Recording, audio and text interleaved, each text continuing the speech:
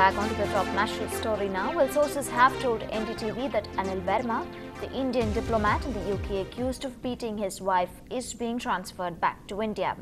Verma had been questioned for assaulting his wife by the UK police, but Verma had invoked diplomatic immunity when questioned. He is the third senior most diplomat in embassy in charge of economic affairs.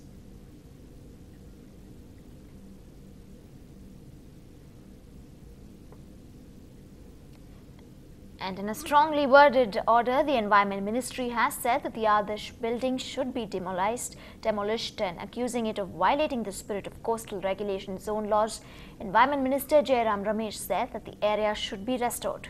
The Environment Ministry had earlier served a notice to the 31-story housing society, asking it why the building should not be demolished. The Adarsh scam claimed its first victim last year when Ashok Chavan was forced to resign as Maharashtra Chief Minister after reports surfaced that members of his family owned flats in the society. I am neither shocked nor surprised by such an order passed by the ministry, because there was no lightning hurry why the minister had to pass an order on a Sunday and publish it on the internet without even giving us a copy. I don't see any reason why Mr. Jairam Ramesh had to pass an order which according to him is the final order of the ministry, because he was neither a part of the hearing committee of 5 gentlemen and a lady who appeared. I have seen a copy of the order and it is riddled with inconsistencies. Meanwhile, Ramanand Tiwari, the tainted former bureaucrat in the Adarsh Housing Society scam, was seen at the Shani Shingnapur temple in the Ahmednagar district of Maharashtra yesterday. The timing of his visit is interesting, considering Tiwari is slated to meet the Maharashtra governor later. The meet comes days after the Maharashtra government recommended his removal to the governor. The governor now has recommended the former bureaucrat's removal to the Supreme Court, and the Apex Court will then conduct an inquiry pending which Tiwari could be suspended. Tiwari had embarrassed the government by refusing to quit for his alleged role in the Adarsh scam.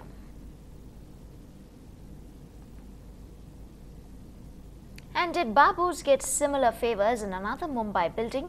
NDTV finds several top bureaucrats or their relatives own flats in the tainted building in Mumbai's Heights, and the Bombay High Court stayed the sale of flats here after the Navy alleged that the building was a threat to one of its naval bases. The policy for granting no objection certificates is still pending with the Ministry of Defence. No orders have come. Harsiddhi Heights in Mumbai's prime Worli area, now in the spotlight for an Adarsh-like controversy. The Bombay High Court stopped the sale of flats here after the Navy complained it was too close to its missile base and did not have naval clearance. Now NDTV finds that several top bureaucrats or their relatives own flats in the building, raising questions about whether this influenced clearances. Among those who own flats in the building, Ajay Nair, the son-in-law of former Maharashtra Chief Secretary R.M. Prem Kumar. Among the officers, the Navy wrote saying that the building didn't have its go-ahead. Prem Kumar told NDTV, "I was not involved in clearances. The letter went to other agencies and chief secretaries as well. It was up to the municipality to act." Another flat owner, Rachita Rathore, the wife of State Energy Secretary Subrat Rathore. The flat bought when he was in the municipality, which gave the building clearances. Rathore says, "I have not handled approvals for the building. My wife bought the flat after due diligence." Satish Bhide, then Joint Municipal Commissioner, also owns a flat but denied he handled the file. Nikhil Gehrotra, a relative of former State Finance Secretary O.P. Gehrotra, also owns a flat but was unavailable for comment. Another flat owner, former IPS officer Y.P. Singh, now a lawyer who helped expose the Adarsh scam. In the Adarsh scam, Babus who got flats had directly handled clearances. But here, this link is not yet clear. Yet, unlike Adarsh, flats here were sold to the general public. So how did so many officers buy flats in the same building? After the Navy's objections, the government issued a stop work notice in 2008. Yet the Navy alleges construction continued. The file moved through some 10 tables, and all those people are the now beneficiaries of the flats. Flat owners say the Navy's clearance was not required in this case. Also, they insist the Navy has not opposed the construction of other buildings in the area. the policy for granting Navy NOC, that is yet pending with the Ministry of Defence. No orders have come. Why one building is being targeted? Yet, there is no clear answer to a key question. How could so many bureaucrats ignore the concerns of the Navy, another arm of the same government? With Imtiaz Jalil in Mumbai, Tejas Mehta for NDTV. Moving on, the young girl who was allegedly raped by a BSP MLA in Uttar Pradesh is finally out of jail. And speaking to NDTV, the girl says she wants her alleged rapist Purushottam Dwivedi to be hanged. The girl had to spend more than a month behind bars after the MLA had her arrested on fabricated charges of theft. She also wants protection, which is now being given to her after the MLA threatened to seek revenge. उसके साथ में मैं ये चाहती हूँ sir कि उसका फांसी होना चाहिए। कुछ डर लग रहा है अभी उससे? जी सर, डर तो हमें बहुत है। क्या चाहती हो? हम ये चाहते हैं कि हमें सुरक्षित जगह मिले रहने के लिए। अच्छा, ये जानना चाहते हैं कि जब तुम एमएलए के घर में गई तो क्या चाहता था तुम्हारे साथ, क्यों ये तुम्हारे साथ व्यवहार किया? ये सर जबरदस्ती किया और इसके बाद ये लड़की बना के रखा। इसके बाद फिर मुझे पत्नी बनाना चाहता था। मैंने बोली मैं नहीं बन पाऊंगी। थाने में क्या सुलूक हुआ तुम्हारे साथ? क्या किसी ने मारा पीटा वहाँ? हाँ, वहाँ के पुलिस वाले मारा है। सीओ मने या सीओ रहा है साथ में, और उसका भाई राजा बैठा था वहीं सामने। एक दरोगा सस्पेंड किया गया है, उसने क्या क्या किया था ऐसा? उसने सर मेरा बयान नहीं लिखा है, जो मैं बोल रही थी वो नहीं लिखा गया, वो जो विधायक लिखा है तो वही लिखा गया। तुम्हें उम्मीद थी कि एक तरफ इतना पावरफुल, इतना शक्तिशाली विधायक है और तुम्हें गरीब घर की लड़की हो, तुम्हारे साथ इंसाफ होगा? मैं सर ये सोच के बता दिया था कि देखो अगर मैं गलत न करे होंगी तो चाहे विधायक नहीं, चाहे मायावती, चाहे कोई लग जाए, मुझे साफ मिलेगा।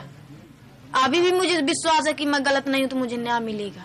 तुम्हें लग रहा था कि तमाम लोग तुम्हारे साथ हैं, तुम्हारे साथ जो गलत हुआ उसकी वजह से? जी सर, गलत का कोई साथी नहीं है। जो कोई गलत करता है उसका कोई साथी नहीं है, जो कोई गलत नहीं करता उसको दुनिया साथी है। And back to news from the state, and what could easily be the biggest land scam of all. Hundreds of thousands of acres of land given to Dalits under the Panchami scheme have been grabbed by dominant communities over the last several decades. The Tamil Nadu government is now cracking the whip.